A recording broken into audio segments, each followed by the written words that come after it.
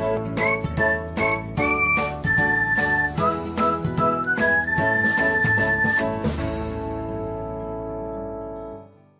everyone, welcome back to another episode of Technologyglance.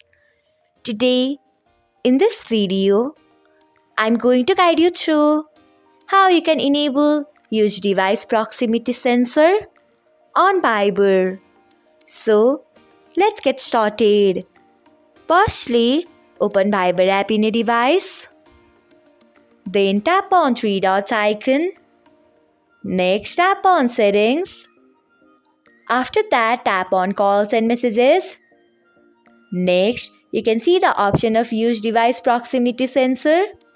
Click on it by tapping on it. So, this is how you can enable Use Device Proximity Sensor on Viber. Thanks for watching. If you found this guide helpful, we would love it if you hit the thumbs up button below.